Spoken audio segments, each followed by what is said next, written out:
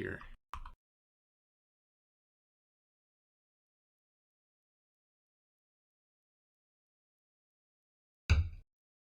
There will be more to survive, for sure. Oh yeah.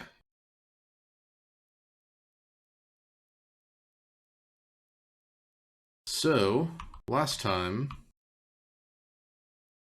You know what? Hold on. I am going to turn off audio preview because my brain can't handle it.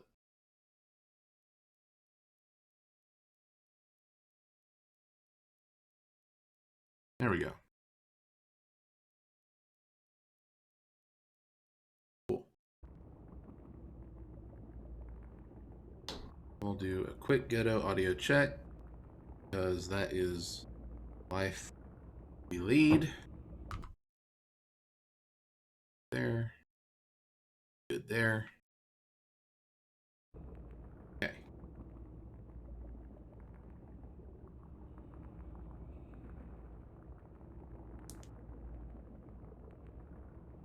Testing, testing. Wait, no, not Bluetooth. Fuck you, buddy. What are you even playing through? Oh.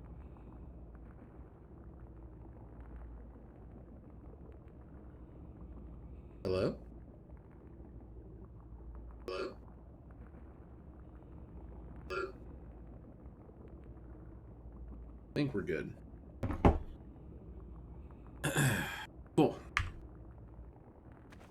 So last time we talked to, well, this guy's friend. Gave us the lowdown before. This is more than anyone can bear, but we will persevere. Yeah, we will, buddy. We will. So we talked to them. We learned about how the Vortigons have a shared mind altogether. Vortessence. Where to now? And to what end? Right now, we're going to keep going.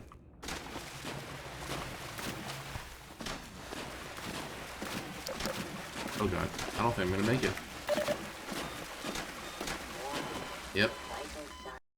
Gotta get my bunny hops. Let's try this again.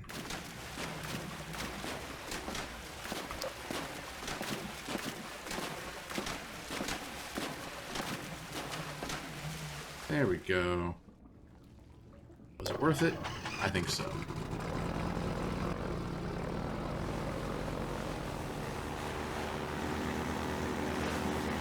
Okay, so I came from there.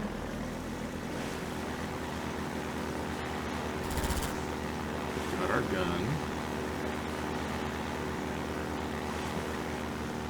Oh yeah, I need to go up here.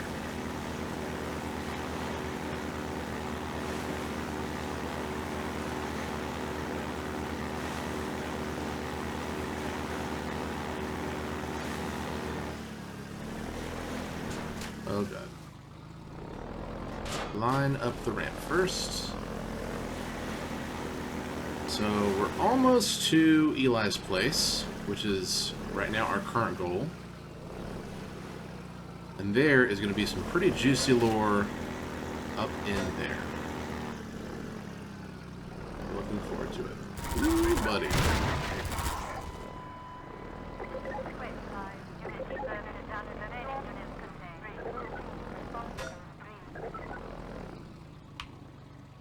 I wish I knew more about what they were saying to each other.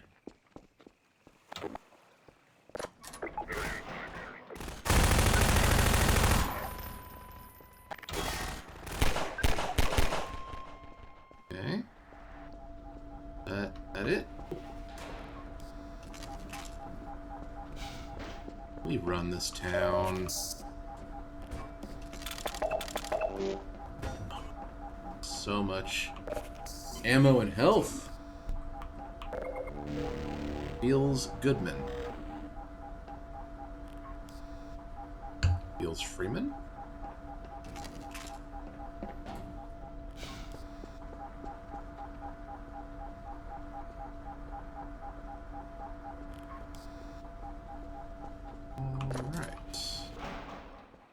was up here. No. Oh, I saw you. I saw the shit out of you.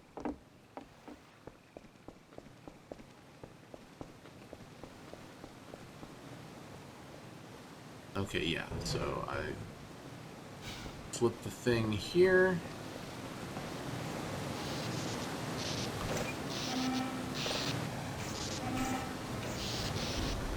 That opens that, and so then we do the ramp dealy, and we'll be on our way. I should not have gone down there. Oh well.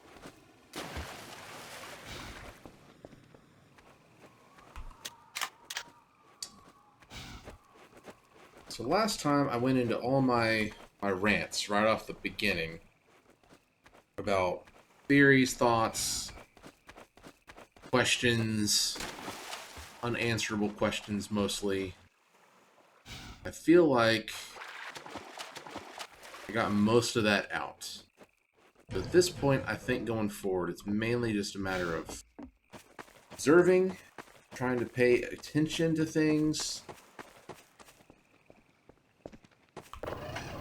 which, again, will definitely mostly come into play once we get to Eli's.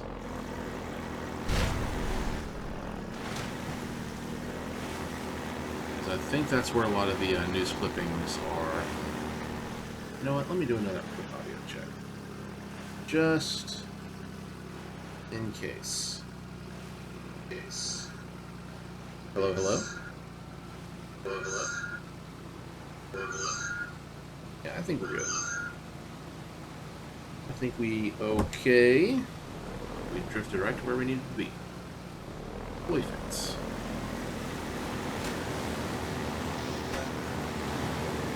Oh my god!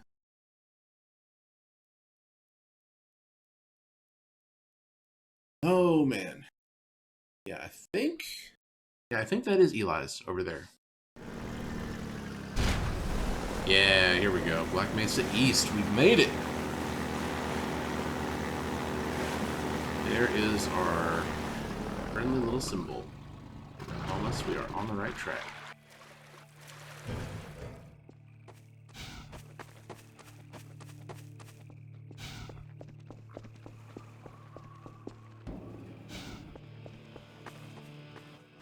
A guitar? Ominous guitar?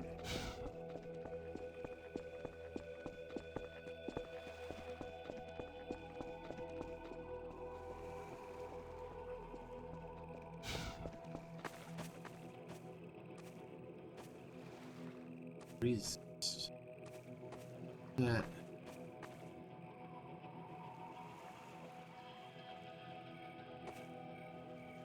Not sure what that's supposed to be.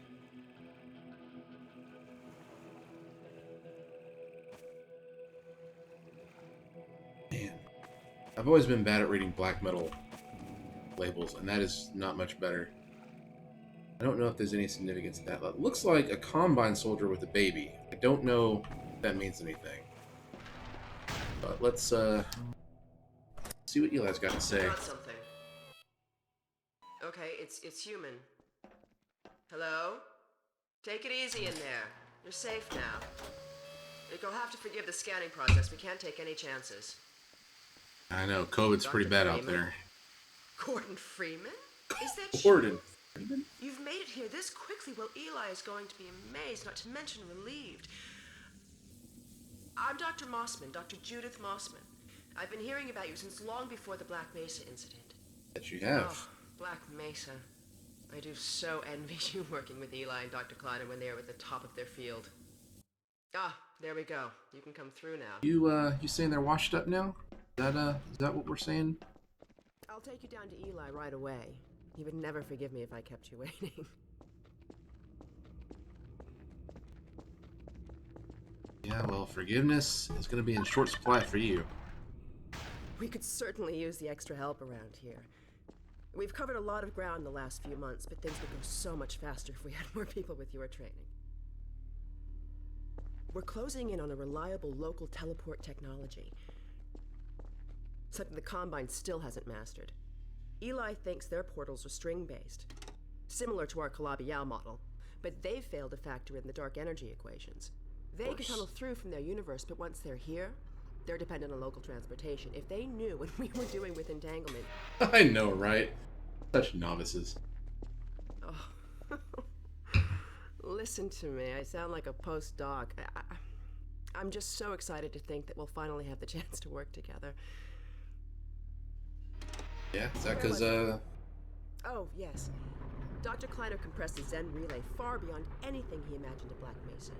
We've figured out how to use Zen as an unexpressed axis, effectively a dimensional slingshot, so we can swing around the border world and come back in local space without having to pass through.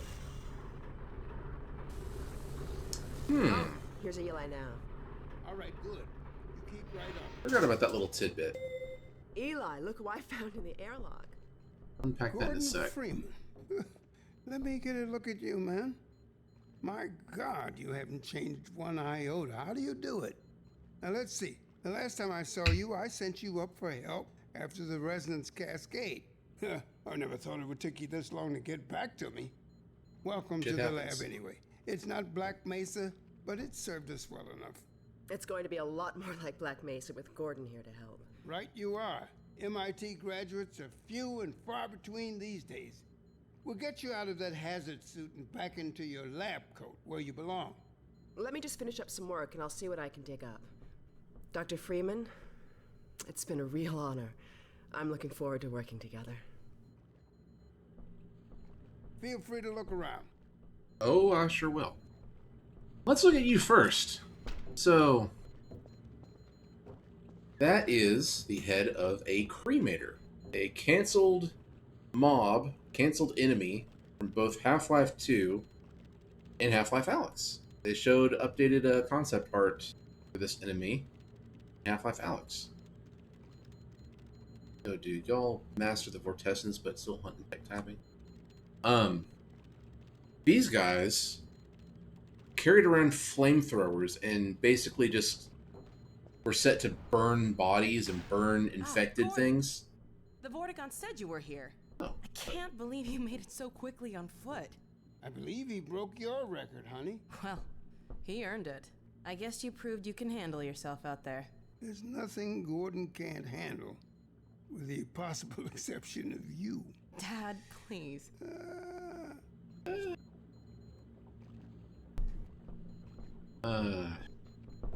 So good. Alright. So, cremator. Canceled enemy. Carried around a flamethrower and was burning Take a look things at this, around Gordon. town that were infected and just basically cremating organic matter. I think that you were going to be set to try to avoid those enemies. And I think once you killed them, you could pick up their heads. And so I guess they saved just the model of their heads and put it in this jar We're here. still not sure what that does. Alex brings in the strangest things. Okay, so next up, nothing important here. You remember my wife, Ozian, don't you? Ozzy, That picture that's her name. and Alex were all I managed to carry out of Black Mesa. We've almost got that portal working again. But I wouldn't blame you if you didn't volunteer for the next Wait a trial minute. run. Wait a minute. What did you say?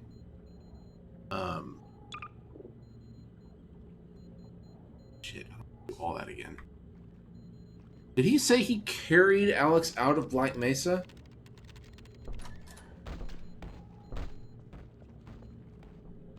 So that goes against episode Alex, 1's G-Man speech. The Vortigaunts relieved me so I could come see Gordon. Anyway, I should be in here working on the portal.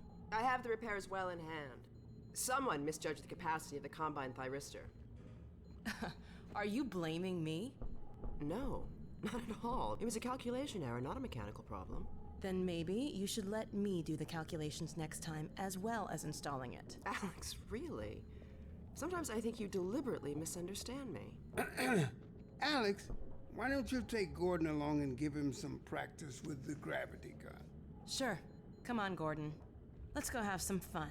The zero-point energy field manipulator is not a toy, Alex. Ugh, let's get out of here. Hold your fucking horses. We got stuff to look at. So that's super interesting.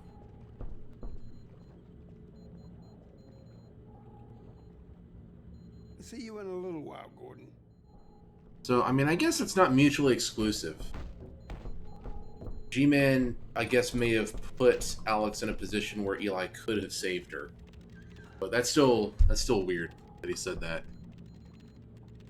Okay, next Go ahead, up... Gordon. We'll catch up with you later. I am working on it, buddy. Alright, here is the lore wall. Portal Storm continues. So that is the aftermath of the Resonance Cascade. All the portals from Go Zen. on, Gordon. Go with Alex. Come on, man. Hold on. So after the Resonance Cascade, all the portals to Zen were just popping up everywhere. So that's the Portal Storm. All the portals... Wait, no. The Portal Storm could either be referring to the portals of Zen, We'll talk later. or it might be talking about how the Combine invaded Earth to begin with. Because I believe that the Combine, with the next thing, 7-Hour War, I believe they accomplished that by putting up their citadels in just various places Go with Alex. throughout Earth. Basically just launching all their shit and just planting on Earth as quickly as possible. So the portal storms were happening. Combine came and conquered Earth in 7 hours. Earth surrenders. Go with Alex, Gordon. She'll look after you. Wallace Breen declared interim administrator. So, the administrator for Black Mesa, back in the day, survived the incident, of course, and he survived to ensure that the See you in a transition little while, Gordon.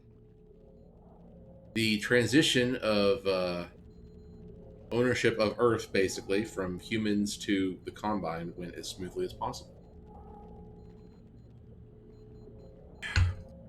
That's why he's, of course, talking all over everywhere.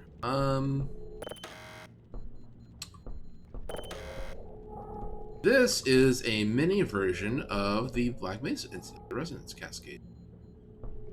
A crystal similar to this is what the G-Man gave to Black Mesa to put inside of that experiment, and that caused all the portals to Zen to come up. So I guess so that goes back to what Mossman just said earlier in the elevator. I forgot that they basically still, even at this point in Half-Life 2, they still have portals that they're opening up between here and Zen. I wish I could rewind and re-listen to what she said. Because yeah, I don't remember portals to and from Zen in Half-Life 2 being a thing. Go ahead, Gordon. We'll catch up with you later. I don't think there's anything else. Note. Black Mesa admin charged with Human Affairs Bureau. Huh. I think that means. Go with Alex, Gordon. She'll look after you. Okay. I think that's everything in this room. Thank you, sure. One last bit. Say anything? We are pleased that the Eli Vance thinks so highly of the Freeman. The Eli Vance almost perceives the all-in-one. The Eli Vance was our first collaborator. The Eli Vance has earned our trust. So Eli was the first one to make contact with the Vortigons, I guess, after the Vortigons stopped being in control of the Nihilith. The Eli Sounds Vance is indispensable to the liberation. Of course. Eli Vance almost perceives the all-in-one. Yeah. So that's interesting. Almost perceives the all-in-one. He almost perceives the Vortigons' vortessence. Which would make sense if he had contact with the G-Man. Maybe. Interesting thoughts. Very interesting. Want me to fix this for you? Alright, go. So I see you've met Dr. Mossman. She's one of the main reasons I spend so much time outside. You should hear her drone on about how it should have been her in the Black Mesa test chamber that day. I'm sorry, I shouldn't be talking behind her back. It just gets a bit claustrophobic down here. That's the old passage to Ravenholm. We don't go there anymore.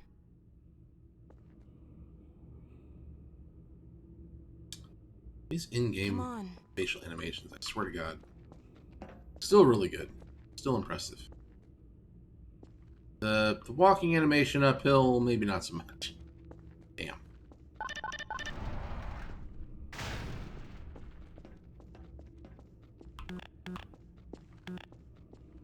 Walk her outside.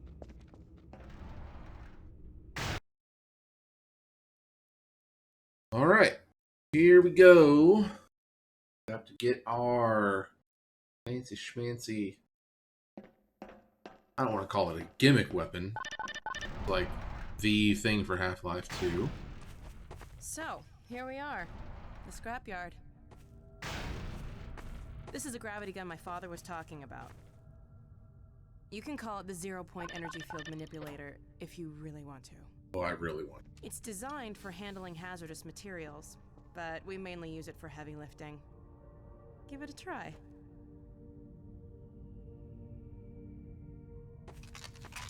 The primary trigger emits a charge. You can punch stuff and send it flying. I found it handy. Let's for play some clearing Splatoon!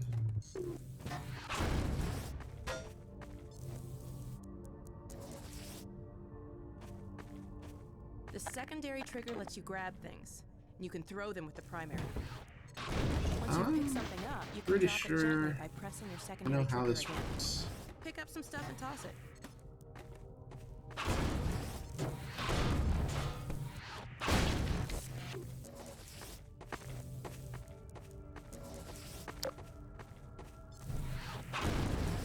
You can also pull stuff over from a distance. Try to... All right.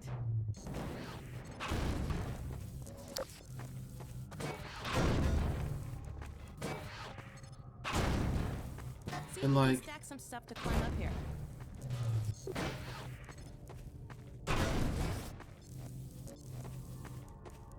Did I break everything? No, we good. We good. Try stacking some things. Grab something with your secondary trigger, then press the same trigger again to drop it gently.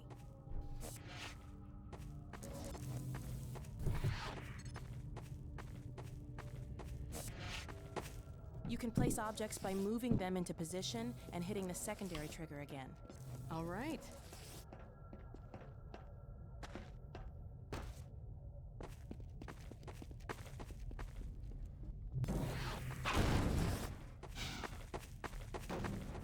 Now let me call Dog. He loves to play fetch. Dog! Come!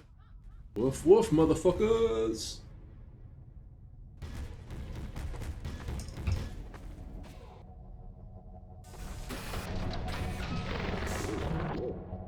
Good doggy. Gordon, this is Dog. My dad built him to protect me when I was a kid. First model was about yay high. I've been adding to him ever since. Haven't I, boy? Okay, Dog, let's play catch with Gordon.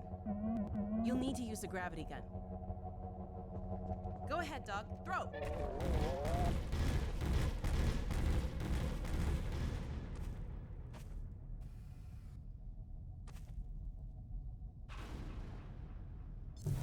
Good catch! So, interesting note. So she said that Eli built Dog originally, and that she's been adding on to him. In Half-Life Alyx, there's sketches of early Dog. I wonder if that's for additions, or if that was from the original stuff when Eli built it. Dog, go get your ball! Hey, Anthony. What'd it do?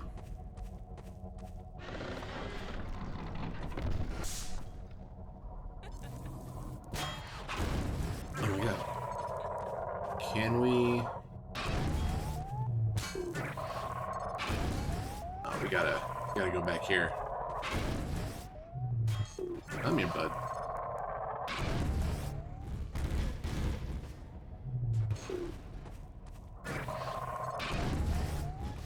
did I make it? I don't even know. Going good.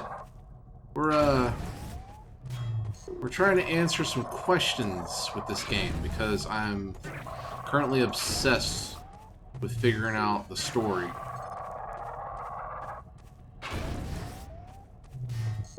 The first stream I pulled up my Word doc of all my crazy rant questions. But this one we're mostly just playing. When I told you dog liked to play fetch, I didn't tell you who be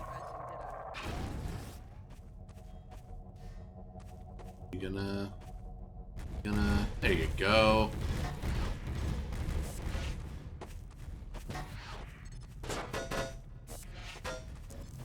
Throw it, dog.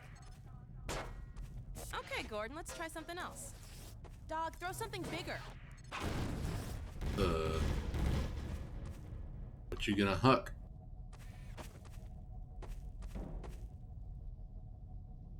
No, dog. No, no, boy. Do it. Down. Put Do it, that I down. dare you. What is it, dog? Oh my god, what was that? Scanners! Oh, Combine sweeping the area! You gotta head back to the lab. Come on, Gordon. Oh, fuck.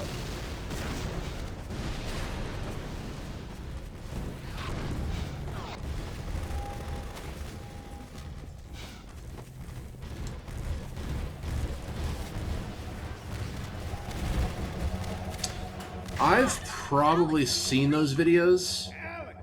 Like, I think the ones that I usually... We're in the scrapyard area. The main ones were the... Autocycle. His name is Max Durant. He's right here. Posted some videos. I want you to I watched one of them last stream. take Gordon out of here. Head for the coast.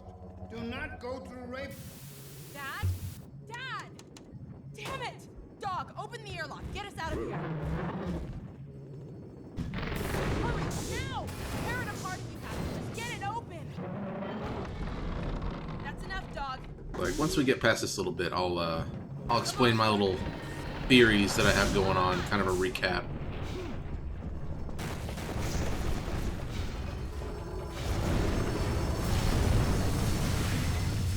No. Gordon, you need to get out of here. I can't leave my father. Dog, take Gordon to the Ravenholm tunnel, then circle around and try to meet up with me. Hurry!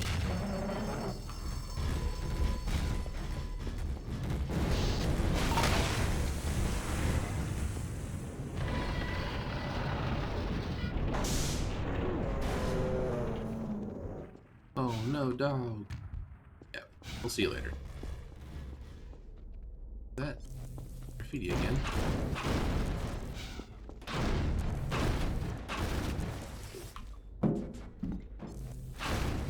So, alright. That, unfortunate. Okay, so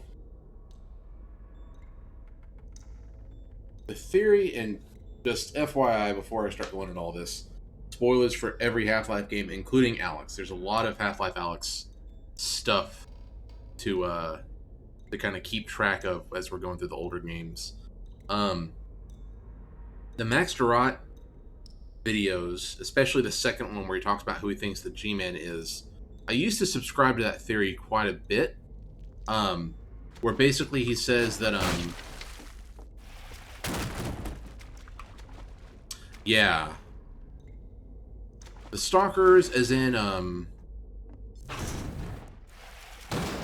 the Hunters in episode 2? Or are you talking about these dudes? Because I think... I mean, Ravenholm is mostly, well... They're all taken over by Zen creatures, right? Like the different types of head crabs getting on people, creating different types of, you know, zombie dudes. But the fact that the Combine are launching head crabs into areas to try to, you know, take over them, eliminate them, I think that's super interesting because, I mean, Zen and the Combine are not necessarily from the same place. Oh, man. Ravenholm. So, okay, anyways. He was saying that... Oh my god. Oh. Didn't realize there were people behind me. That never gets old. Never, ever.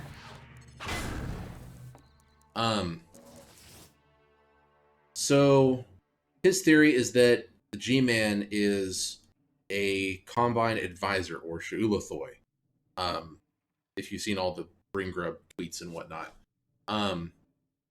His theory is that because the Sha'ulathoi, whenever they hatch... Oh, that's right, yeah. Yeah, that's right. The dudes in the pods on the train, and whenever the train crashes, one of them gets stuck upright in Alex's face. That's right. Yeah. And then we kind of see precursors to that in this game in Nova Prospects as they're experimenting on humans. Which I'm so scatterbrained when I start talking about this game because there's so much to it. Yeah, so I think it's interesting that in a lot of other, and I guess I'm just assuming this because we haven't been to really any other planets other than Zen, but the fact that the Combine is allowing some humans to live out the rest of their days, as opposed to either just destroying them or experimenting on all of them or just, doing whatever. I mean, I guess Dr. Breen might have been responsible for not just having all of Earth immediately just completely taken over and experimented on or killed. I think it's interesting that there is these areas where actual regular humans are allowed to live. And the fact that Alex has lived most of her life in that environment, I think is really interesting. Like, she's lived for, I guess it's about 15, 20 years inside of Combine control. But I wonder if the Combine left any other conquered areas untaken. But, yeah, I lost my train of thought already. God damn it. So, my main reason why I wanted to play through these games again is I have a theory that I don't think that the G-Man is an advisor. I don't think that the G-Man is and another theory is that the G-Man is and his employers are Valve themselves, like breaking the fourth wall and all that. I want to figure out why the G-Man is so obsessed with Alex. Because if you think about the timeline for everything, the G-Man brings the crystal that causes the resonance cascade in Half-Life 1. Gives that to Black Mesa. They do that, causes all that. Assumption is that he does that so that the portals come out and that the Combine can find Earth that way. In Half-Life 2 Episode 1, the speech that the G-Man gives while they're healing... It was Episode 2 that he gives this speech. So in Episode 2, he mentions that he plucked Alex from an early age, from Black Mesa. So, ever since Alex was a child, G-Man's been interested in her.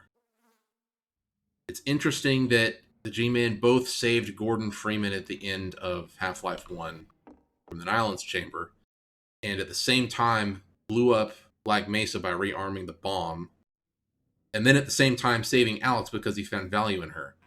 In that same speech, he mentions that there were naysayers saying that she wasn't worth it. I'm assuming are his employers saying that it's not worth it. And he specifically says to not listen to the naysayers when he can't quell them, when quelling them is not an option. And that to me means that he's not talking about his employers in a way that he reveres them. He's held back by them. And I think that it's possible...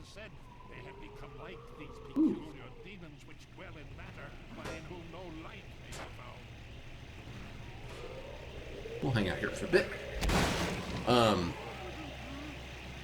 So it's possible that ever since he found value in Alex as a child, he's been working towards getting her in his employ.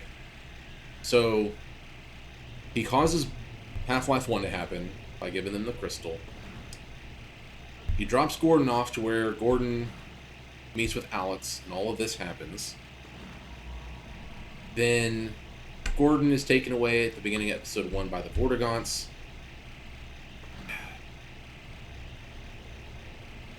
Getting lost again.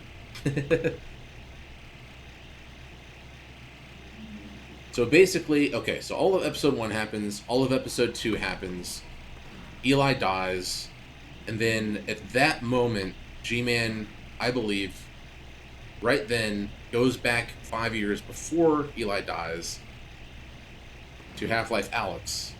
I think he gets purposely caught by the Combine and put into the vault, and then basically lets Alex go through that entire series of events, and makes it to where she is the one that saves him, so that he can start the conversation with her to where he already let Eli die, and now he has that bargaining chip to take her into the future and allow her to save her father. And then that is enough to enact the transaction where he takes her into his employ. I hope that made somewhat sense. But I think that his going after Alex as hard as he has been is not the wishes of his employers.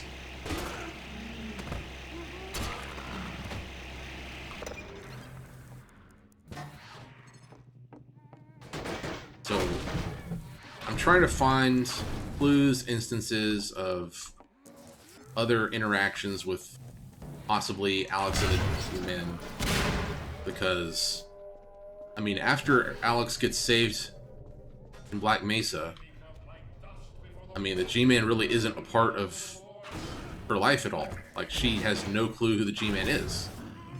Half-Life Alex is very good proof of that.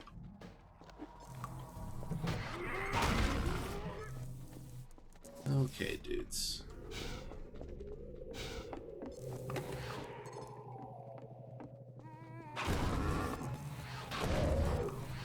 I think we can kill them with this.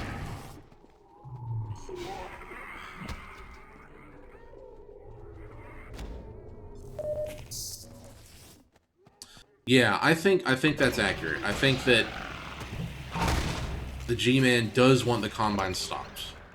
I mean, especially whenever you have things like at the end of Half-Life Alex, he says that, you know, he can't remove the Combine from Earth because that's too large of a nudge for the interests of his employers. So whatever the G-Man is and whoever his employers are, they want the Combine, I think, stopped. Because the Combine wouldn't have found Earth at least anywhere near as soon as they did if the Resonance Cascade didn't happen in in Half-Life 1. God damn, you're a Majestic.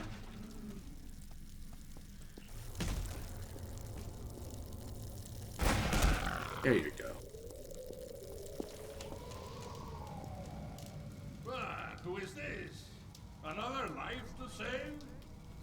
I'll keep my eye on you. More than that, I cannot promise. And the other interesting thing I think about my theory that he's going against his employers is he also mentions in one of his speeches that his employers require him to abide by certain restrictions, right? So he's way more powerful than in most of the games show him to be. And at the end of Half-Life Alex, you specifically see him like splitting off into different branches. Like, it's that cool moment where you're looking around yourself in VR and you see him like walking all around you and he's surrounding you and he multiplies himself. He hasn't ever before influenced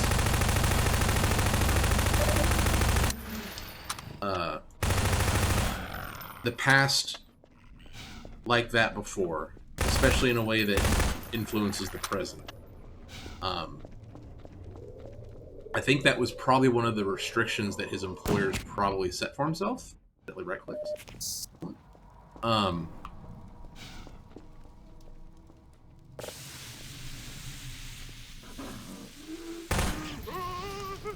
this shit's brutal.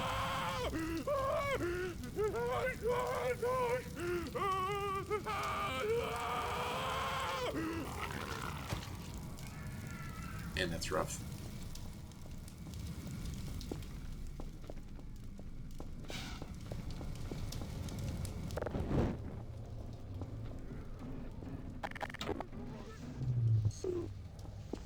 And speaking of the Otherworlds thing,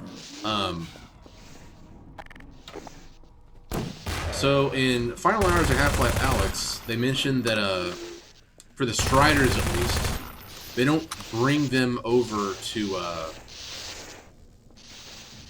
they don't bring them from their home planet to wherever they need them and modify them. They're created synthetically. So that opens up a whole other can of worms as far as what all can they make synthetic? Could they make Combine soldiers from Earth synthetically? Can they make advisors synthetically?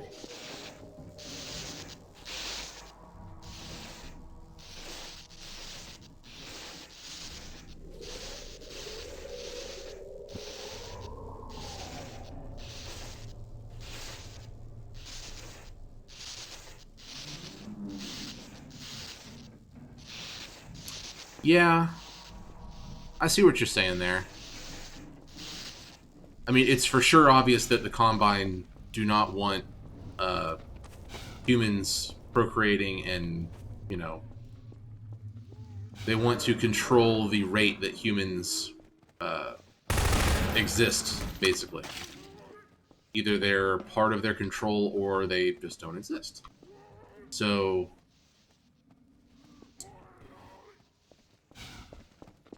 it makes sense with the resistance side of things, right? Like, you know, there's this group of people that live outside of the Combine's control, and, you know, they're having and raising children. They're just doing what they can. It's still weird to me that there's camps like City 17 and all these different places where you have places like Nova Prospect that are already doing these experiments on people. And turning them into whatever they want them to be, whether it's a soldier, whether it's a stalker, whether it's whatever.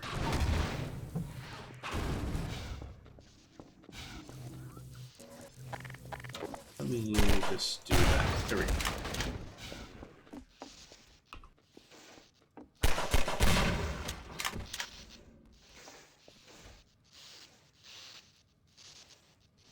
Yeah, I mean, I'm well past the point of I'm probably overthinking literally everything. So yeah, I mean, there's for sure some video game bullshit in there somewhere. It's just a matter of what parts are that versus what parts do they actually plan and think out. It's impossible to tell. Especially in a game series where I'm pretty sure they didn't really have a through line of story outside of, you know, episodes 1 and 2 and whatever 3 was going to be. Oh yeah, gotta go in here.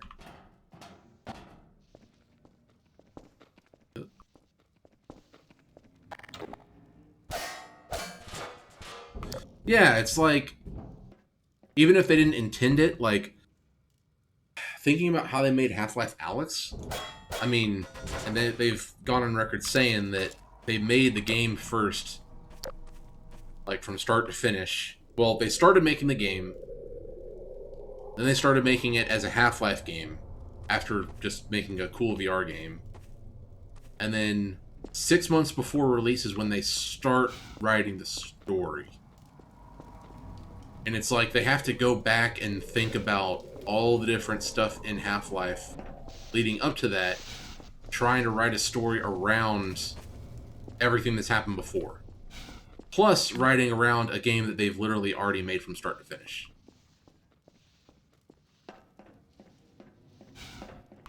Because, like, Half-Life 1 could have ended in, like, there could have never been another game, and that would have been, like, a closed, kind of a closed situation there where just...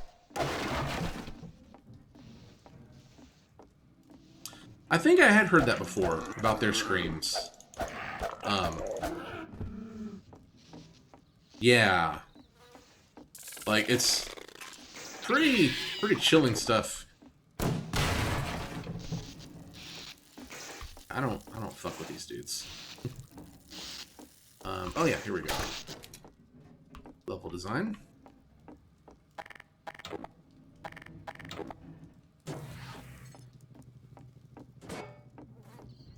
But yeah, I mean, even going back to a game from freaking 2005 like this, like the voice acting, the animations of the faces at least. I've seen some kind of wonky body animations. Like watching Alex walk uphill is a little awkward, but you know. Overall it's fine. And obviously like some of the textures are of 2005 era, but I think in a lot of ways this game really holds up still. Like I don't have any mods installed, this is just straight up just Half-Life 2 as it is. Where... Oh yeah, we go. Oh yeah, ladder. Duh.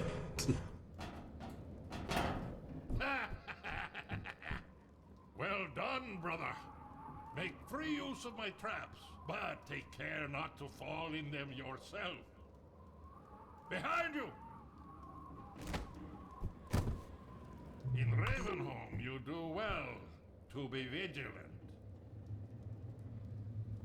And, I mean, you seem like you know Half-Life pretty well. Let me ask you this. Because last time, something happened that I did not know was a thing. And that is, you know the Vortigaunt that you find in that camp, right? That gives you all the kind of lore dump of the Vortigaunts. I didn't realize that all of his voice lines from that Vortigaunt in the camp that you find in the airboat section, all of his voice lines are in another Vortigaunt that you pass right by. Whenever you're getting the airboat souped up, that Vortigaunt that is attaching the gun to your airship has all the same lines that that Vortigaunt has in the camp. Like, word for word, it's the exact same stuff. So you don't actually have to go to that one in the camp to hear all that. You can literally just keep talking to the dude that upgraded your airboat that you cannot miss. I had no idea. I don't know if they changed that at some point or if it was always like that, but yeah, I did not know that that was someone other than that Vortigaunt saying that. Kind of blew my mind. Ah, shit.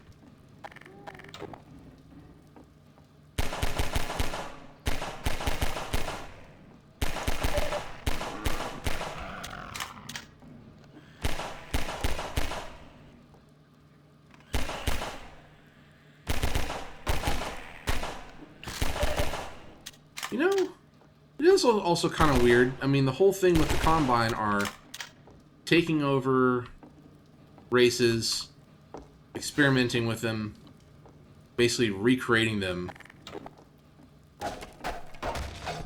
Oh, yeah, for sure. Like, I think the first time, you know, whenever you, early in the game, whenever you get to a Kleiner's lab, and you can see him on that TV, changing the channels, I was like, holy shit.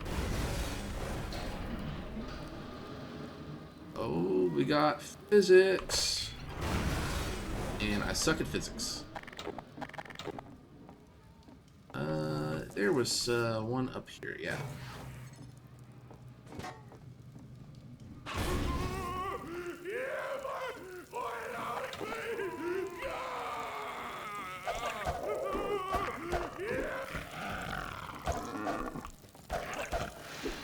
I guess the fire does not spread between them.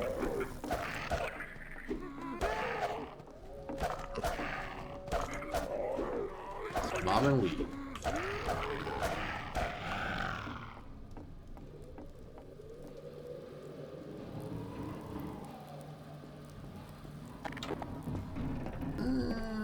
waste this yet.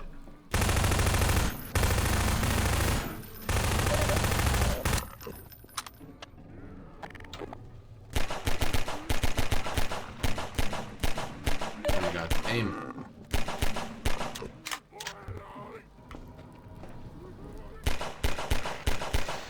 Aw, poor buddy, can't get through.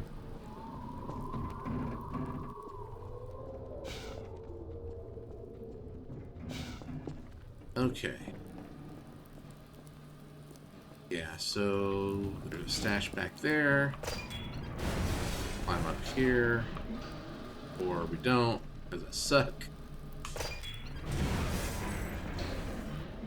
There we go. Then, yeah, we go here.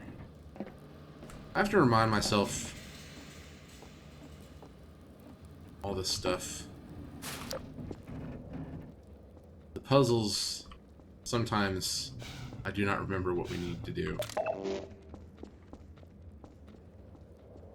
Ravenholm is especially puzzly.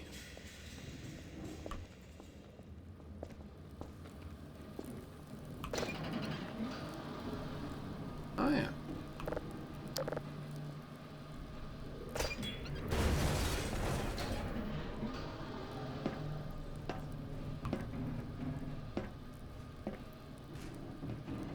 Better and better. I am Father Grigori. You Yeah. have already met my congregation. Man, I wish we got that arcane game. Yeah, I think I'm torn as far as having it all contained in the individual games. Like,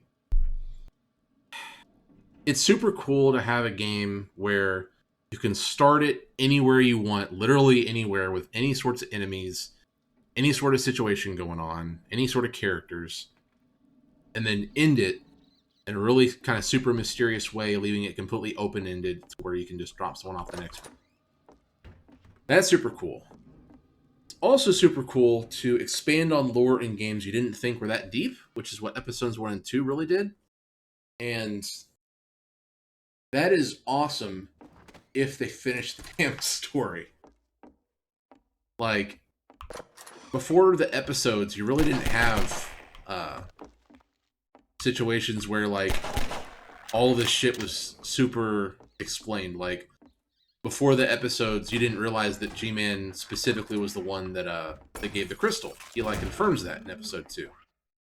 You don't realize things like the G-Man plucking Alex at a young age. Like, they go back and add all this lore after the fact. Ah, it is you, brother. I apologize. But no harm done. My bullets are the least of your concerns.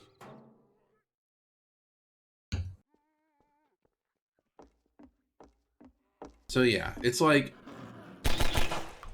Valve has gone both directions, and I really wish they finished what they started before.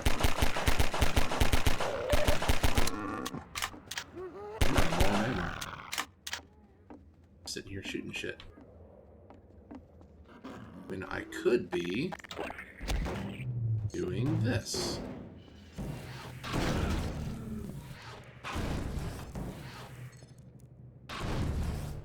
And I got him? Yeah, I got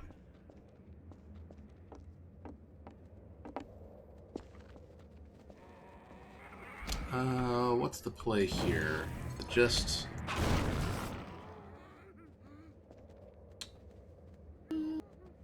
something that swings through here, or the car?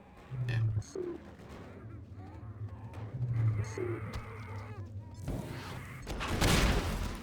Just ow. That was close enough for that. Whoops. No. No. Hey.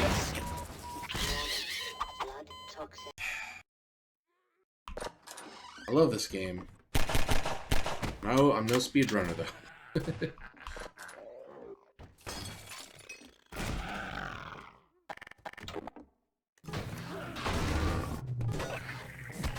Hey, come on.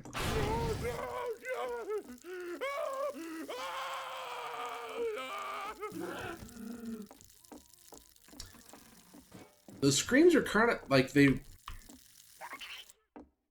fairly human, of course. It's kind of like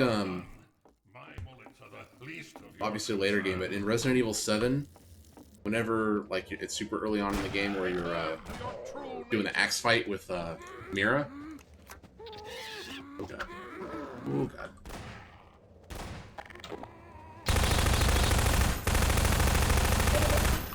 And like whenever you do the final blow to like kill her and she like turns back into herself instead of being possessed with the axe in her, that's kind of what it reminds me of, like just that death blow returning them to their normal state, which is super sad because they go back to normal whenever they're in the middle of dying. Super sucks.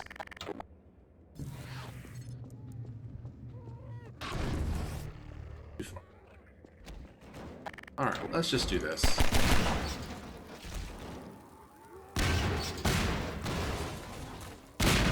There we go.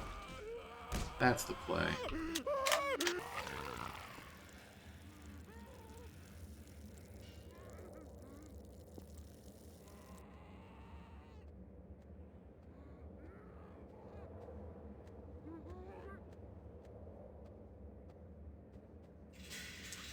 Yeah.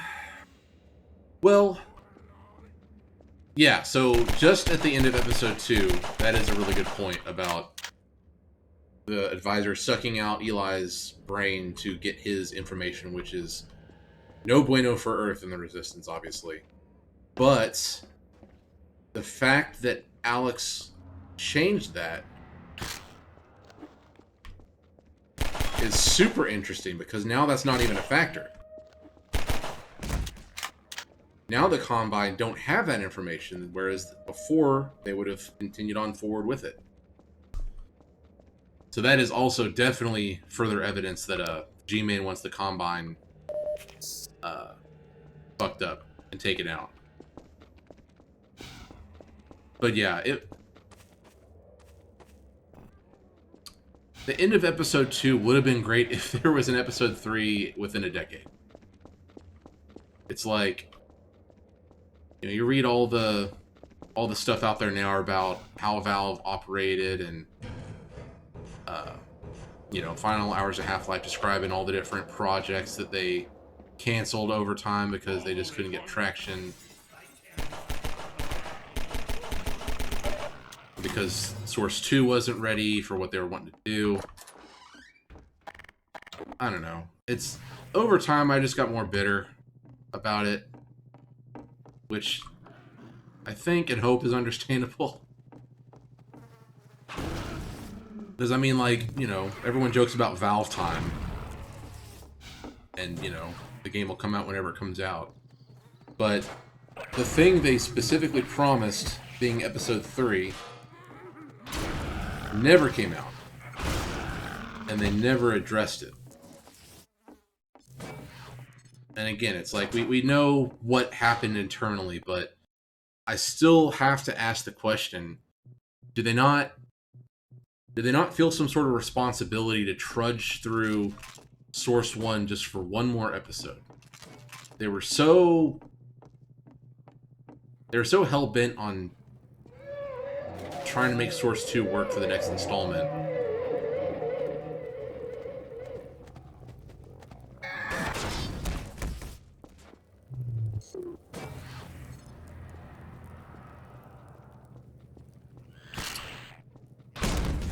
Man, I mean, maybe because, I mean, I have an index and I played Alex. I didn't get spoiled. I got to experience it in-game and everything. I super loved what they did with Alex. I think it was bold. I think it took new blood at Valve to come up with an idea like that. Well, they specifically say how they came up with that idea in the final hours, where literally I think it was I don't remember his name, a British comic book artist was in the elevator with one of the lead people, maybe Robin Walker, I forget, and they were just talking about the problem of trying to figure out this game's story after the game itself's already been made. It's like, well, why don't you just do this? They're like, maybe that'll work. And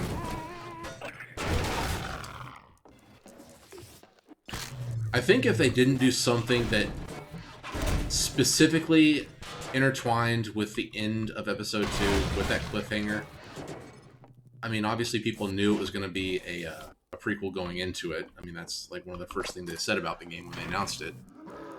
So it's not like that was a surprise or anything, but even still, coming out with a prequel game that doesn't address the cliffhanger, like, you can't not address it somehow.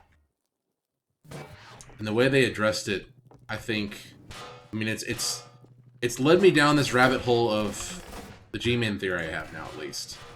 That's the whole reason why I think G-Man, whoever his employers are, is going against them because he values Alex so much. You gonna get him? Aw, Here, brother. Come closer. You Ooh. stirred up hell. Man after my own heart. Here, I have a more suitable gun for you. You'll need it. Catch. Good. Now, keep. Oh, shotgun. Feels good. My advice to you is aim for the head. Hush. Stay calm. There is no rest in Ravenhorn. Move on and I will meet you at the church. May the light of light be with you. Oh, what up?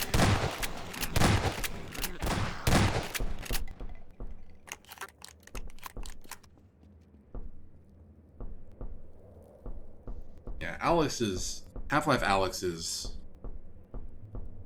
I think, very good. I was very happy with it. I was happy with it as someone who could play it. If I were in a situation where I couldn't play it, and I heard all this shit, then yeah, I would probably be right there with you. So it's totally understandable. Just hearing it in words without experiencing it. Two completely different situations there.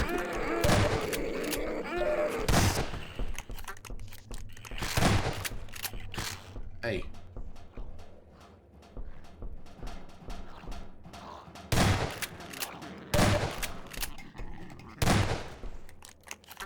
Cool.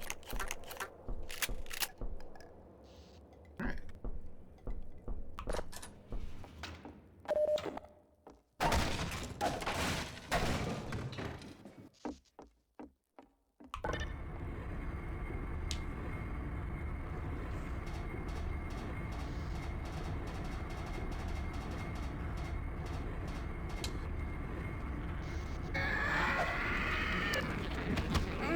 I think I remember hearing that.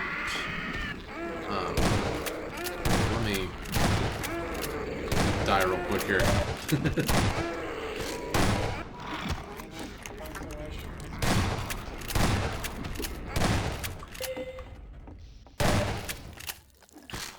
Oh, okay. There we go. Yeah, so white mask Combine soldiers are humans and are aware of what they're doing. I don't think I remember hearing that. Do you remember where you heard or read that? Because that is super interesting. Because in that brings up a really good point with some of the art that they showed off in the final hours of Half-Life Alyx. In the concept art of all the different models of Combine that they were experimenting with, there was some Combine with no masks on, and they were just human faces. Like, that is something that they were planning on doing, but I didn't realize that that was lore that was already explained. I hadn't heard that before. That's cool.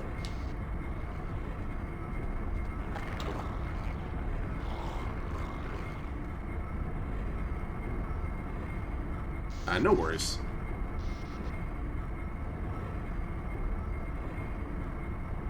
it's like it's at this point it's kind of hard. Oh god, these dudes. It's kind of hard to remember what's actually in the games versus what's just regular lore that are part of theory crafting and whatnot.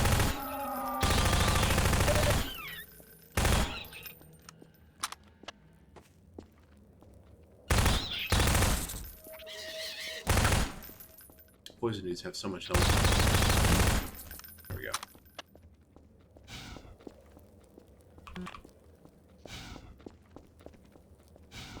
That is interesting. I'll try to look some of that info up at some point.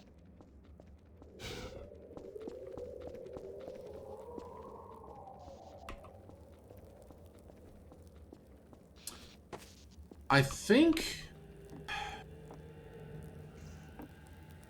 I want to say that in Half-Life Alyx, again, everything going back to Alyx, I want to say that they found a model of one of the Combine that would have had the darker mask without it. Like, they removed it. I want to say that it was just like a bunch of brain matter underneath it.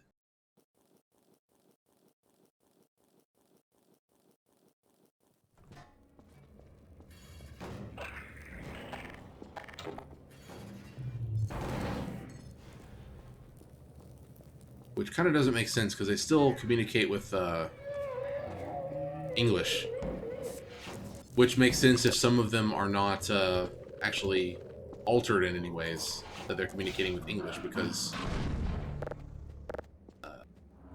you know, either way, they're still able to communicate whether they're one of those or not. Hey, what up, buddy?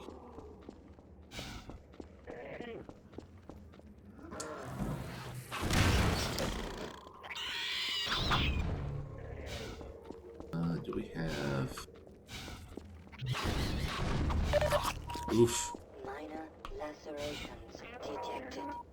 Warning. Toxin levels detected. Automatic medical engaged. Oh yeah, this is the one that falls on.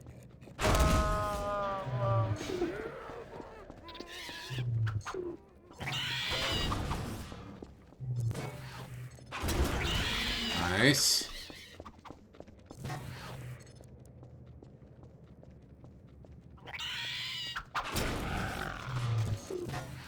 This thing, if it bounces off something, kill you. I remember doing that many a time.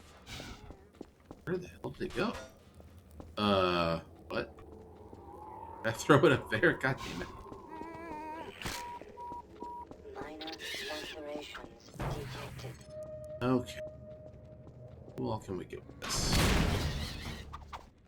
Oh.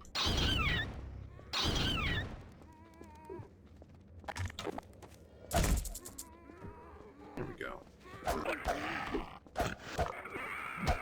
Oop.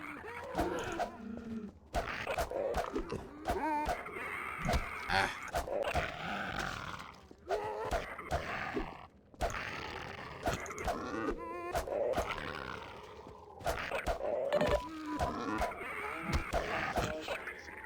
Ah, come on now. Medical attention. Warning. Vital signs critical. That would make sense if it's a voice box that they put in. I mean, they alter them enough, so yeah, that's totally not out of the question for sure. But just the fact that they use English at all. They're not like co-opting them to use some strange other language. Like not central language for all the other races that they've co-opted. Levels detected. Emergency. User dead imminent.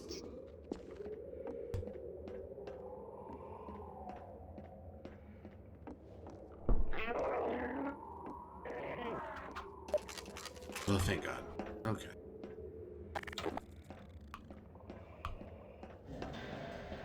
Now...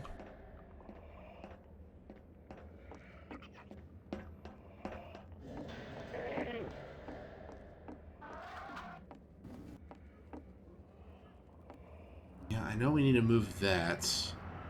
I think we do that through there. How do we get... I always forget what to do in this part. You son of a...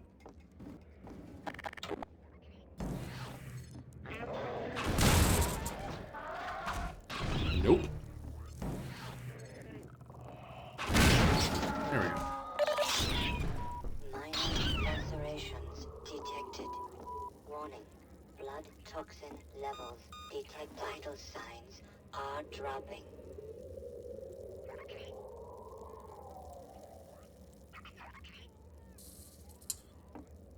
Interesting. So, as you have people escaping at the end of episode 1, so you're saying that there's a mix of both resistant soldiers and combine soldiers, the ones that aren't physically altered? That is for sure something I'm going to need to pay attention to once we get to episodes.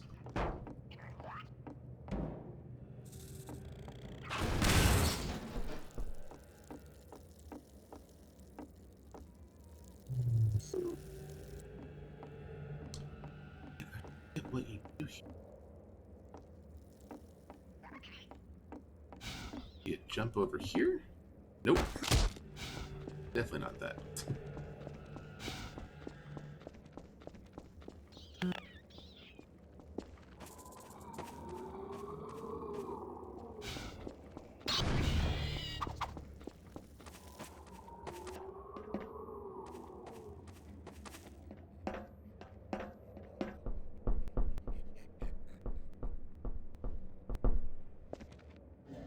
Okay, so back up here.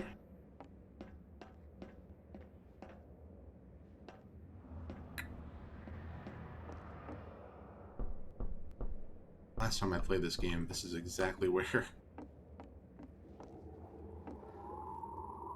I got stopped as well.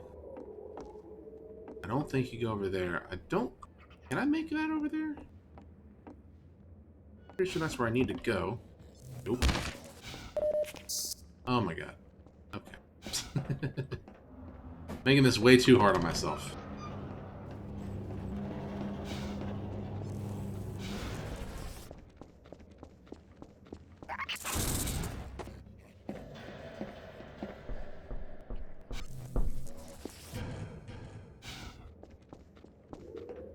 I guess Ravenholm is super interesting. Just there's not a whole lot of lore to discover, I don't think, in here, other than just the story of Father Grigori.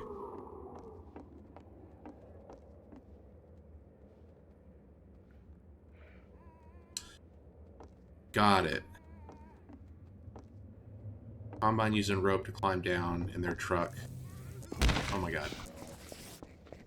Video games sucking.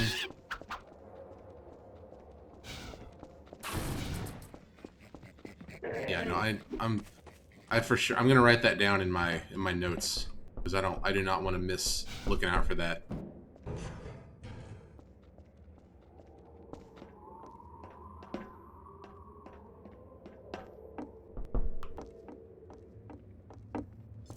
Okay, here we go.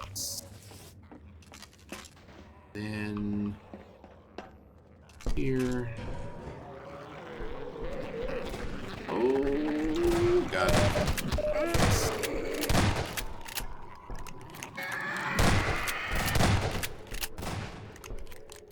You got help. You got help.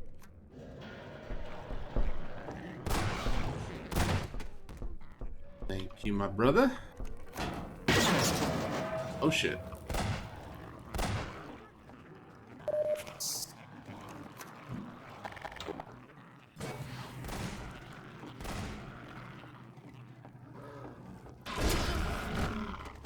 Never gets old.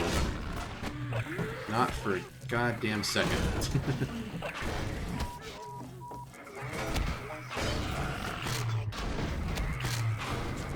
Oh my god. There you go. Eat radiator.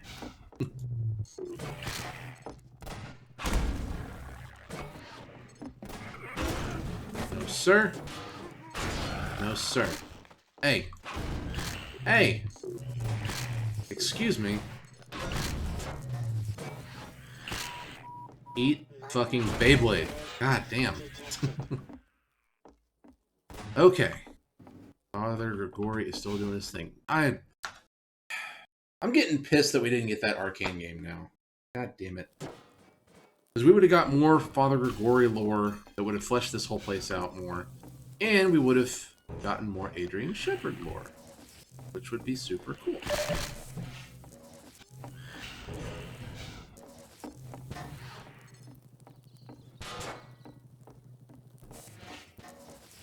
I don't use the wiki.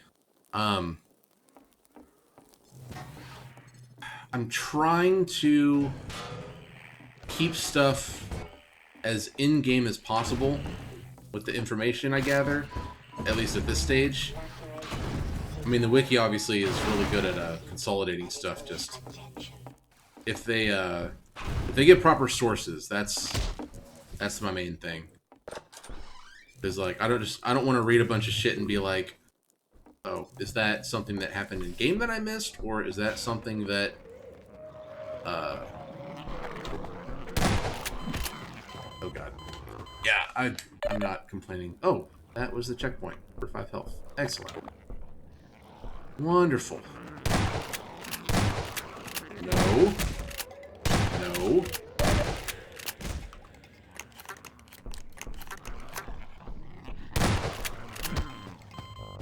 I am in a bad spot. Oh shit. Okay.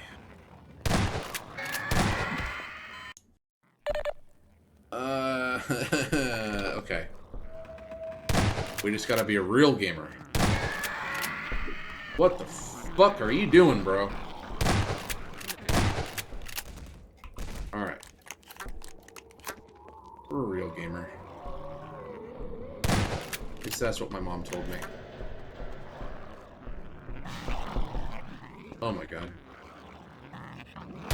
Hey! Fucking Charlie's in the trees! Okay.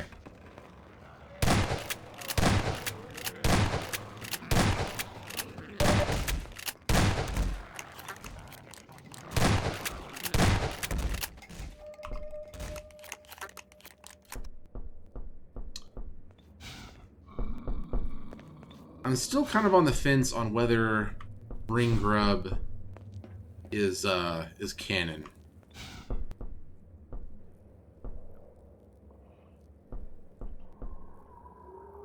Yeah, it's like all these different people gathering information.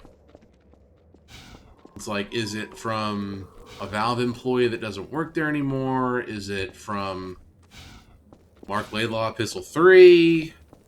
Because, I mean, Epistle 3 was pretty huge in that it shows us what's actually on the Borealis and why that's super important.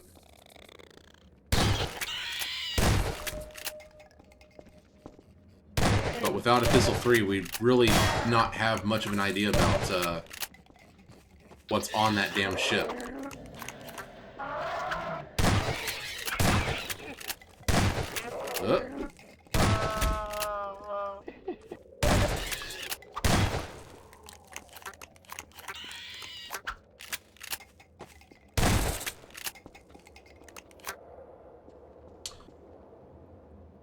Funny you should mention that.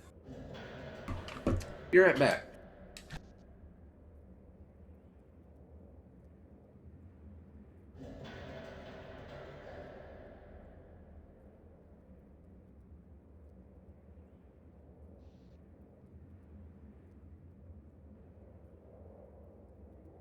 Sitting on my dresser.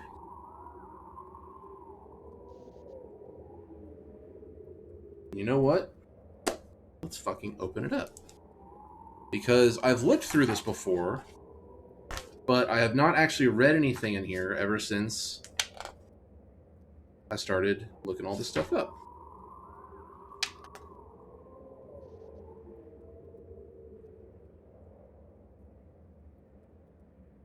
So a nice little opening passage from Gabe Newell. The first sentence he says is, "As I write this, I have the world's worst case of stage fright." So just talking about writing the game. Talking about writing the game. Oh yeah, shit, here we go. Talking about Prospero. Quiver creatures. Oh yeah, because Half-Life originally was a game called Quiver. I forgot about that. Yeah, a bunch of cool concept art.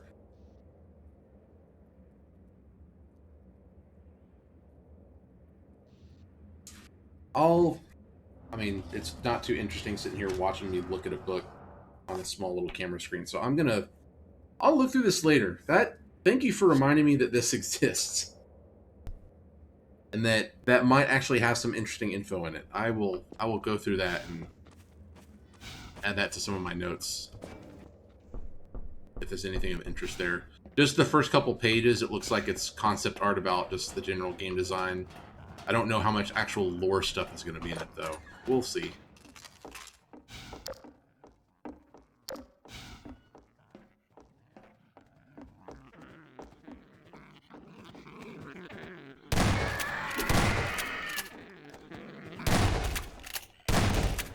God, I hate those dudes. Especially when I have 5 fucking health. Ooh, piece of candy. Alright. Ah, there you are. At last. I will send the cart for you, brother. It will be but a moment. Patience, brother. Guard yourself well. Oh yeah, for sure. This is like super chill. So yeah, I'm not opposed to pulling up links.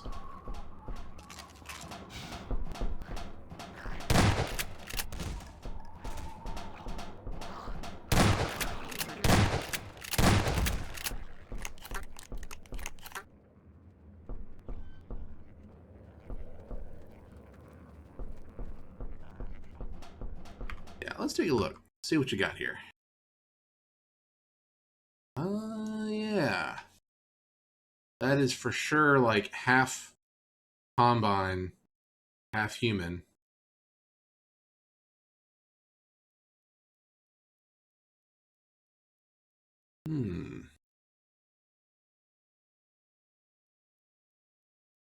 So they got the thing in their throat, which would imply the voice box thing that you mentioned earlier, so that would make sense. This probably going into their digestive system, maybe nourishment, something like that. Kind of hard to tell what's going on in the midsection there.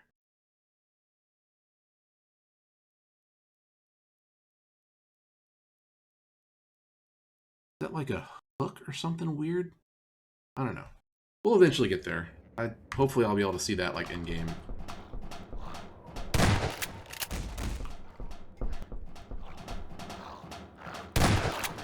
Oh. Oh god.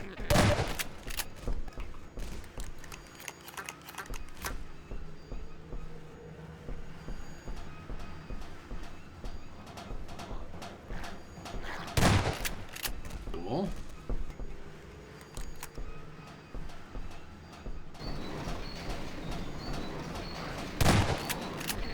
Did he hit me on the way up?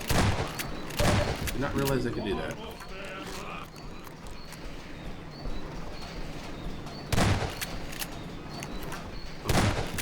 I'm not keeping up. Ooh, perfect. No, brother, step into the cart. The handbrake, brother. Release it and come down.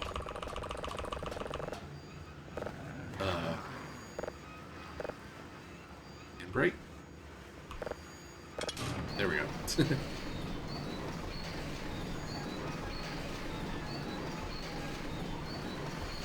Yeah, that would, I mean, that's the most optimal way to keep human alive is to just inject nutrients directly into them.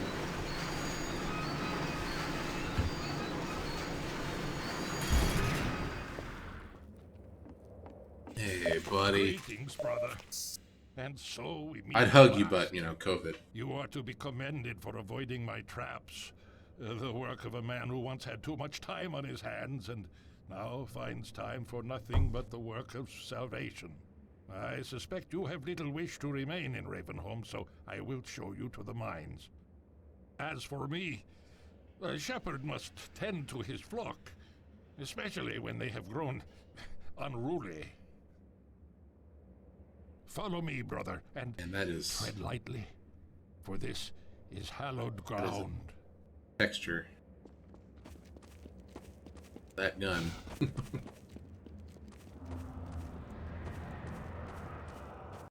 Oh yeah, for sure. Like everything that the Combine uses, except for things obviously made of metal. Yeah, those I don't know how to even describe them, but like the almost insect-looking airships that carry the Combine soldiers that they drop off. I mean, that is a race somewhere out there in the universe that, like, oh shit, hi Combine.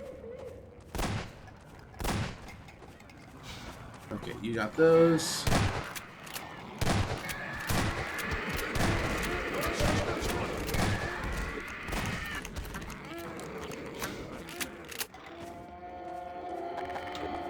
Oh god.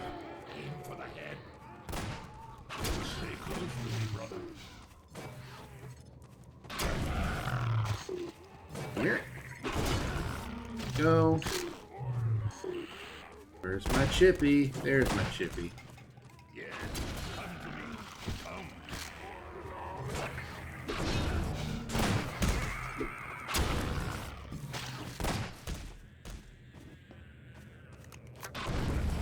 Hmm.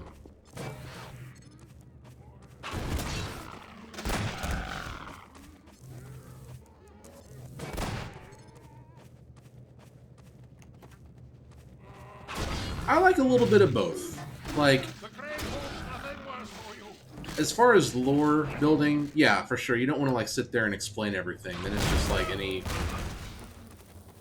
fucking anime, shonen anime, where they sit there and explain everything for like 2 full episodes. But I also am not as big of a fan of things like Dark Souls, where it's super extremely vague. Like, I think Half-Life strikes that really good medium between the two. The story is pretty surface level.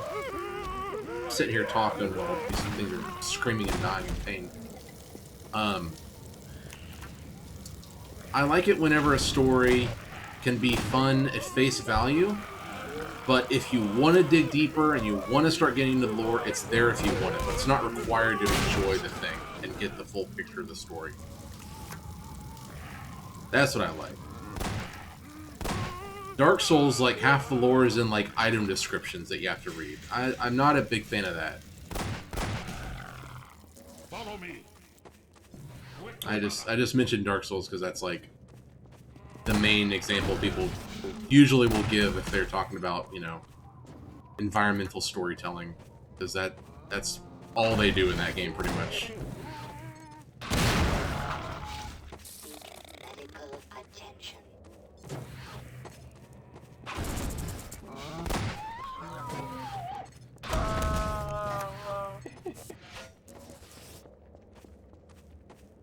Yeah.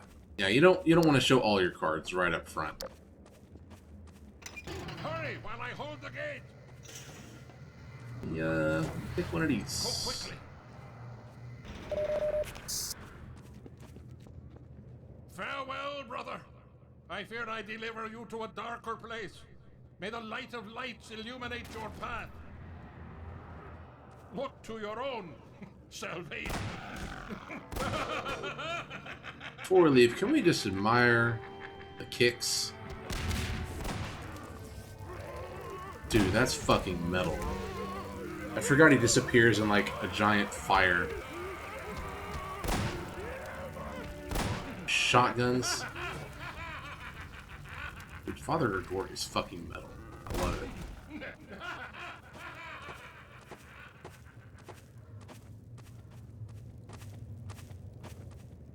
Yeah, it's like, so that was Ravenholm. So that was that entire section. That was all of Father Grigori, all of... So to recap just overall, Ravenholm is the area that has been overrun with Zen. I think they mentioned that the Combine bombard Ravenholm with all the different Zen creatures and been infested. I don't think anyone knew that Father Grigori was a survivor. And he's just been hanging out, chilling.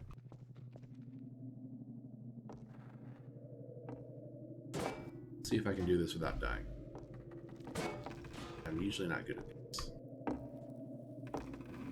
Cool. Oh, alright. I think we are good.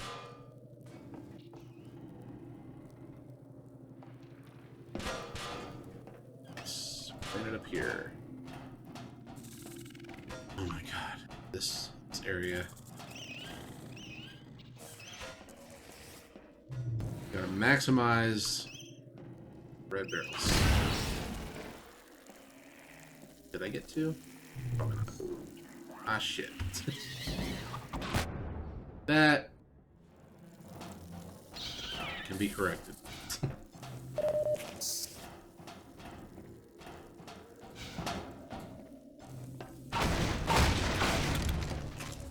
Nice.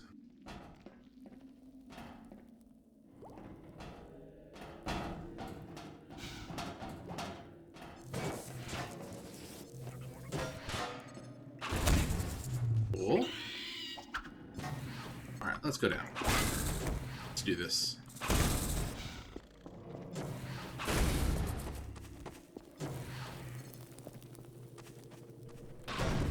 Beyblade, Beyblade.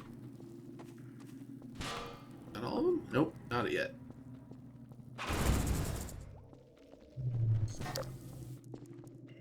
Ooh. Oh my dear lord. Using that health pack for 2 HP gain. Okay. Where do we go from here?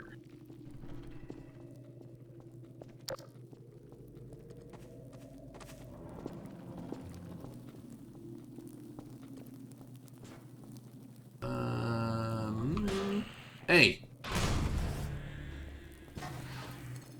What?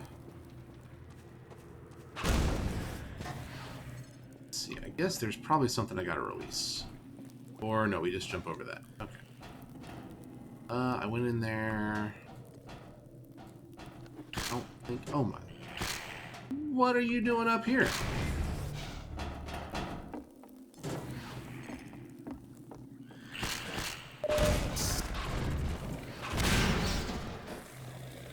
There's my chippy.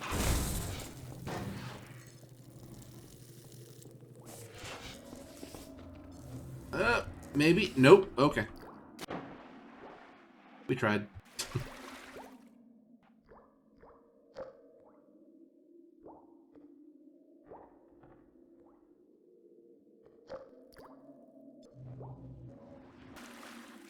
And we go.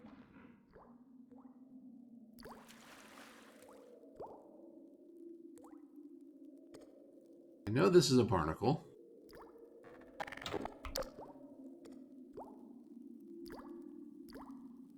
There's something to gain by being up there. Nope. Okay.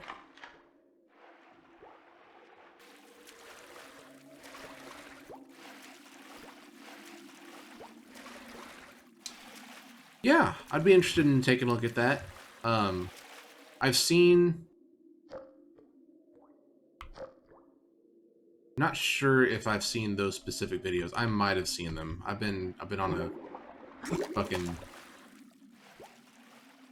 research fiending recently on stuff, so I might have seen a couple of them where a dude just kind of like animates stuff and talks over it, pretty much. Oh shit, this part.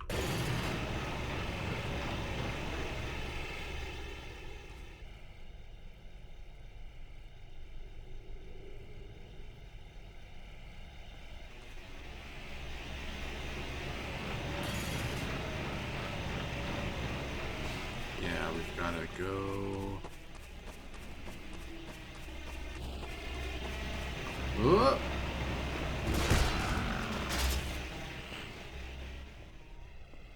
You coming back up? Hey.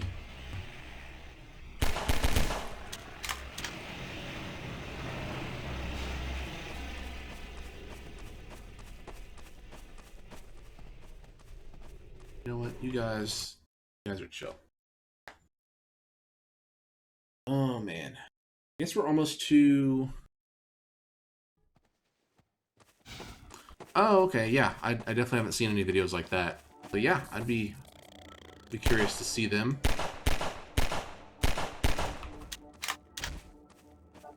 Nah, shooting dicks.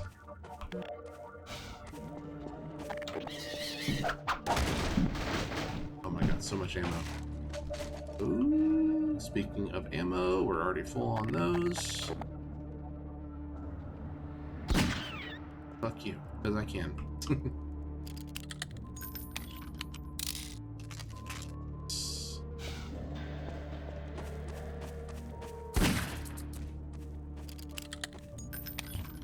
Oh, this is where the snipes are at. Anything video gaming back here? There sure is.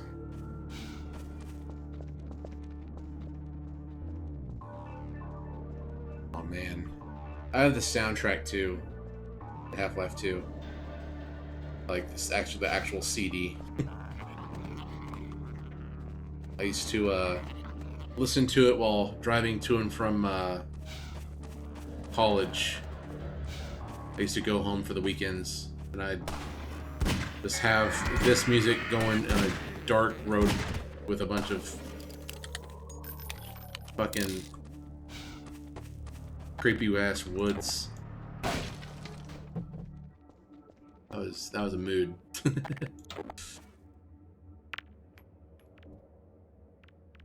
Oh, I didn't say anything. So this is Dark Bass one. So this is one that's been altered. And those are the pants that he showed me earlier. A little bit better detail on these. But yeah.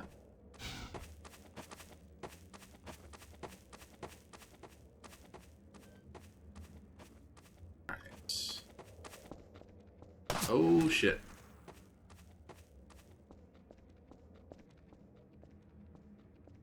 God, swear to God, Gabe, put this barrel right where they're gonna shoot it.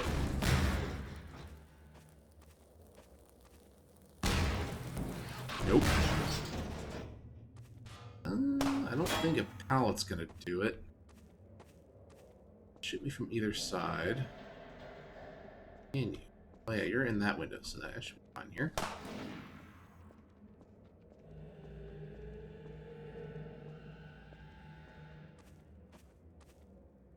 Yeah, we gotta run. Whoop. Oh god. That was sick. I just gotta say, like, just seeing the beam go from me, and then he changes his mind and does the red barrel. I don't know. I thought it was cool. Grab.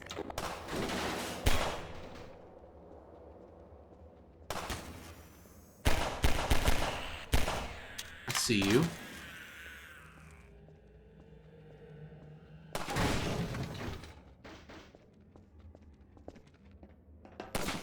Oh shit. Oh, wrong one.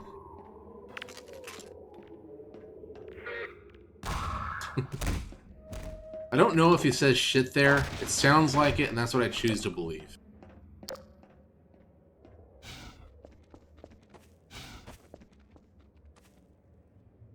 His fucking eyes, dude.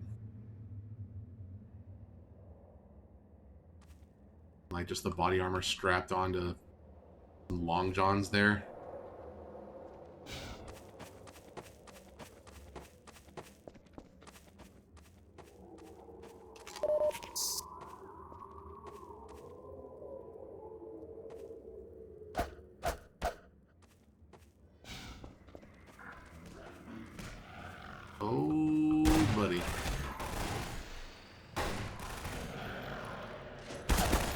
Oh, fuck. There's more than I thought.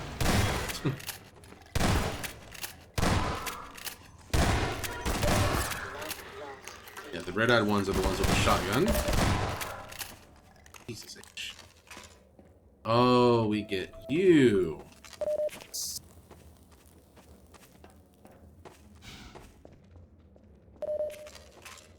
A lot of people I've seen not like this gun. And I don't understand those people.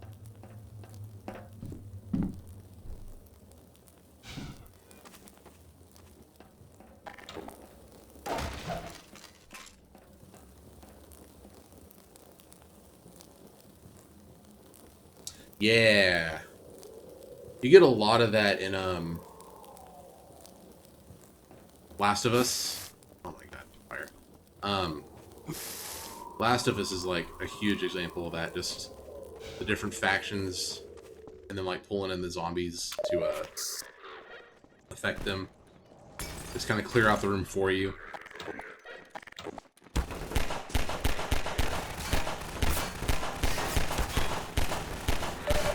I don't know who else is shooting me. Oh, you guys. Well, shit. Ah. Okay, you know what? We're finally gonna do it. Finally gonna do it.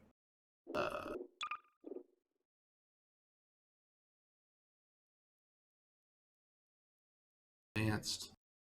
Fast weapon switch.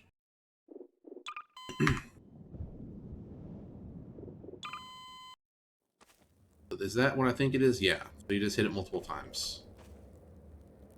Okay, I like that. Yeah, I think this is Magnum time.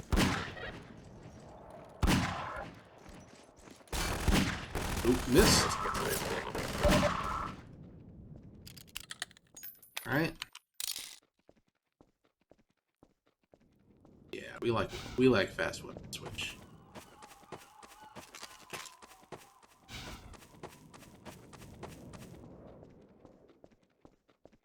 Man, I never really got into Halo. It's one of those things I was stupid shithead, you know, PC Master Race. Oh, what is this console bullshit shooter? So I mean, I understand Halo has a lot of story to it. A lot of people are really big fans of. I just never got into it. Hey, we got resistance dudes. Let's help them out. Wrong thing.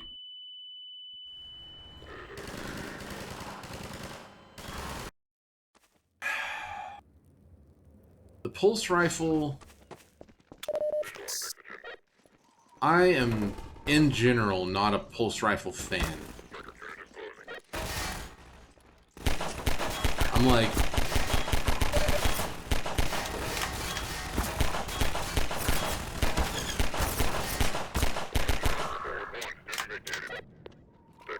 I for sure get the appeal. Oh my god.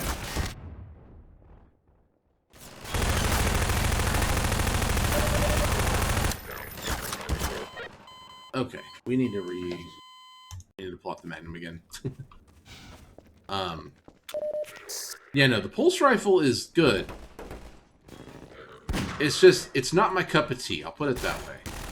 I've been super into Destiny 2 recently, and I am definitely a shotgun hand cannon kind of guy.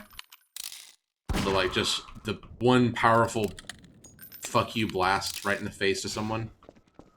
That's the kind of shooter I like. So staying back with, like, but even assault rifles, like, I'll use them, but they're not my favorite.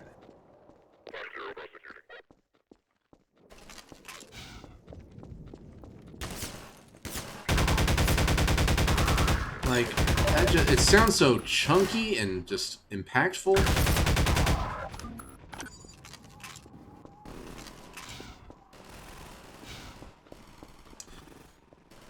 So PC versions.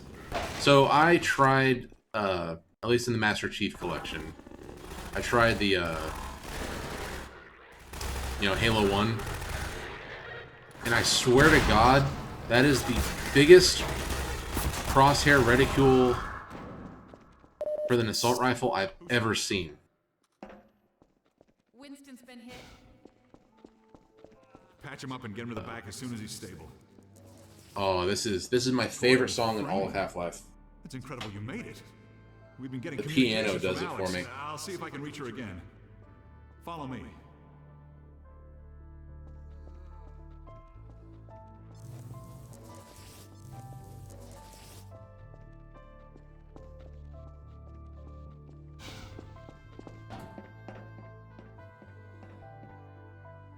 Over here, Dr. Freeman.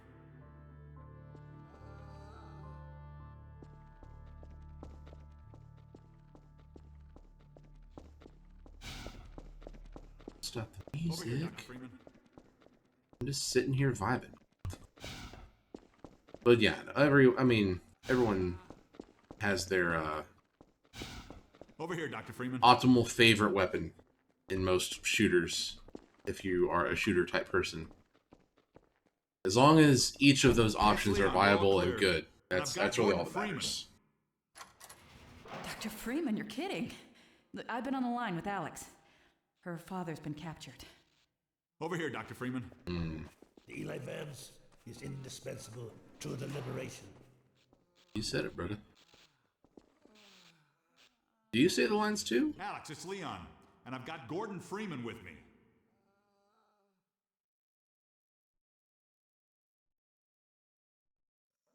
Hold on a second. I think it's hailing. I just want to make sure things are not, like, dying around me.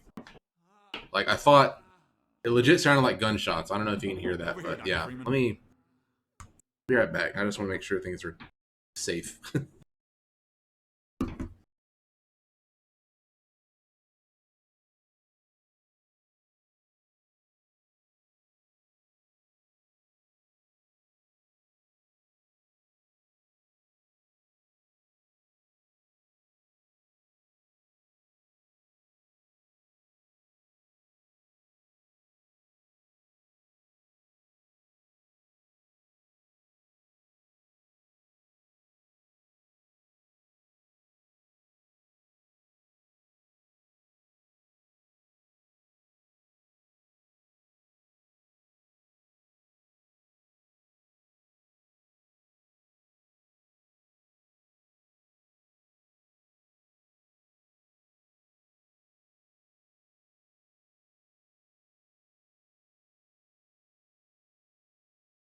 We just got done with a fucking ice storm here in Texas, and now we've got falling ice.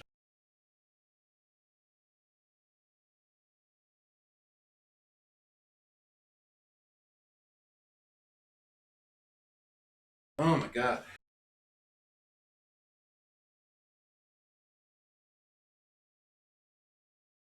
Oh, I'm sure that exists, for sure. Like, that was probably one of the first things that Gordon, that someone would have done. Because yeah, that would be super fun. I need your help. They've taken my father. He's been taken to Nova Prospect. The Vortigaunts tracked the ship that made off with him and Judith Mossman. While the trains are still running, I'm gonna hitch a ride. Here's where you come in, Gordon. I need you to make your way along the coast until you get to Nova Prospect. It used to be a high-security prison. It's something much worse than that now. But I think it's still easier to sneak in than to break out. You want him to take the coast road? He won't last 5 minutes on foot. It's spawning season for the antlions. That's why I called you, Leon. I was hoping you still had the scout car we left with you last summer. The one my dad rigged with the Tau cannon. Yeah, good idea. Hold on a sec. Norco? Bring the buggy out. Put it on the dock right now. Gordon Freeman will be driving it. Will do. I just finished mounting an ammo crate on the back. Good timing. Okay, Alex, we're all set. Thanks, Leon. Oh, that's I haven't fun. driven the coast in over a year, but I have no reason to think it's gotten any safer. I'm sure you can get to some Meet pretty me in the crazy depot where the places with trains that. unload. Take care of yourself, and I'll see you in Nova Prospect. Bye for now. Bye, Who Alex. is moaning? Okay, Doc. Before you hit the road, you might want to grab some med kits, restock on ammo, maybe check the map, see where you're headed. There's an ammo supply crate on the back of the car, if that's any comfort. Stay with the car, make use of the thumpers. You'll stand a fair chance against the antlions. I'll radio ahead to let the next base know you're coming. Shore point to NLO. Shore point to New Little Odessa. Come in, Odessa. Do you read? You not talk, bro? Shore point to NLO. Shore point to New Little Odessa. Come in, Odessa. Oh, that's nice. Shore point to NLO. Shore point to New Little Odessa. All right, Come in, I guess he Odessa. Do you doesn't talk. read? I was curious if, like, another Vortigaunt said all the same stuff Shore that point to NLO. the hidden Vortigaunt says. New Little Odessa. Come in, Odessa. Do you read? I guess it's just that one. Or unless he doesn't talk, because this guy won't shut up. Shore point to NLO. Okay, Shore point to New Little Odessa. so map. That map is out of date, but you can still So see he's- more or less the route to Nova Prospect.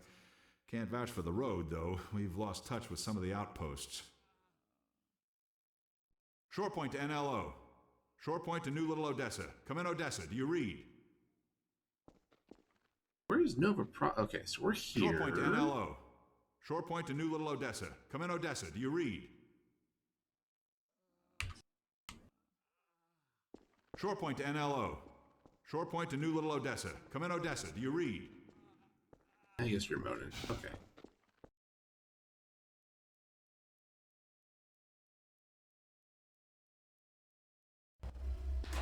Shore point to NLO. Shore point to New Hello, Dr. Freeman. The car's all ready for you. Alright, I think... Hop in and I'll lower you down to the beach. I'm trying to think if I want to start this today or not.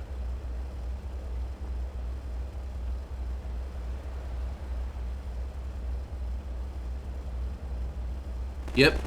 Yeah, I remember seeing that. So, whenever you're walking through that line at the very beginning, and then, you get stopped. The camera sees you, they block you in that little section, and then Barney opens the door to lead you down that hallway. The sign on one of the sides of that entryway was for Nova Prospect. And yeah, and when Barney is talking to Kleiner in that scene through the video camera, he mentions they were going to take you to Nova Prospect. Yeah. The car's ready for So you now, Barney Dr. Freeman. for sure stopped you from going to Nova Prospect just right off the bat. I think I'm going to call it for today. I've got shit fuck for work tomorrow.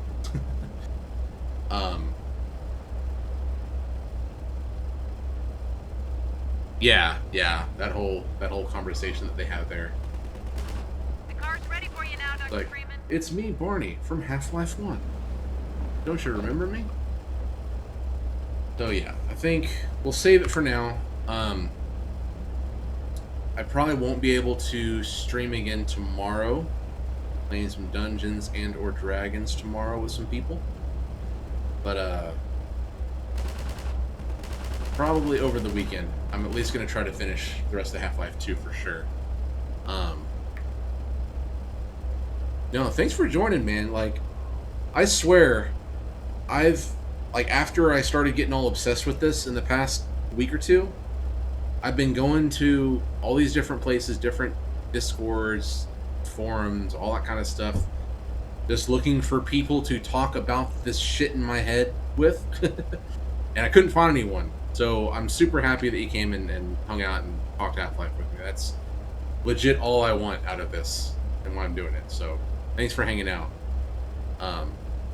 But yeah, I will hopefully see you for the next one. Probably this sometime on Saturday. All